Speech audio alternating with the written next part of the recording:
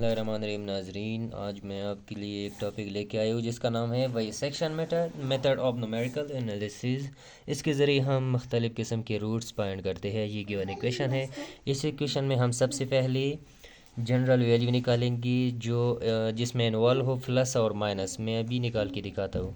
अच्छा नाजरीन, अब मैंने वैल्यू फाइंड की है, मतलब 1 पे -2 दे रहा है, 2 पे 39, 0 पे -1 पे 0 वैल्यू दे रही है।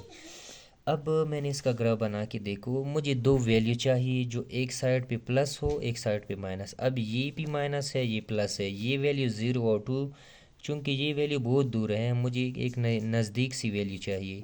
ये 1 माइनस है और 2 मेरे पास प्लस है। ये जो है मेरे पास इसका जो क्या कहते हैं, ये मेरे पास बुनियादी इंटरवल बन गया। इस इंटरवल को मैं क्या कहूँगा कि 1 2, ये मेरे पास शॉर्ट इंटरवल है। एक वैल्यू प्लस है एक माइनस। इससे मैं इस पूरी क्या नाम है रूट को फाइंड करूँगा बाइसेक्ट करके। तो ये पहला टारगेट, ये था पहला स्टेप कि आप plus minus value root find करें, जिसको हम कहते हैं bracket limiting, root bracketing limiting दादे, इसको कहते हैं root bracket limiting, root bracket limiting ये हुई। अब इसके बाद हम क्या करेंगे, इसके बाद दूसरा स्टेप ये है कि इसका मिड बाइसेक्ट मालूम करें। मिड बाइसेक्ट वो कैसे मालूम करेंगे, वो मालूम करेंगे,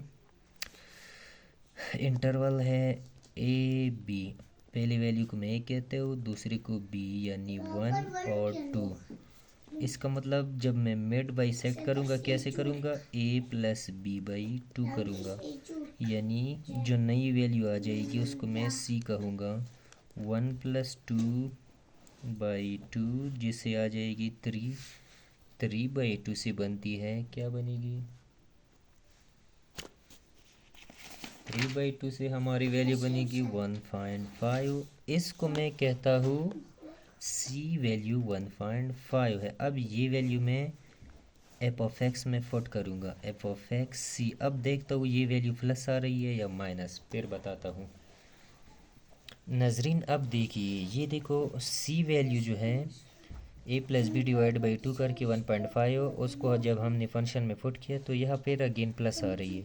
इसका मतलब ए पे माइनस है, सी पे प्लस है, बी पे प्लस है। अब मेरी जो वैल्यू है वो ये जो है इस इंटरवल में आ रही है यहाँ पर। अब मैं डी फाइंड करूँगा।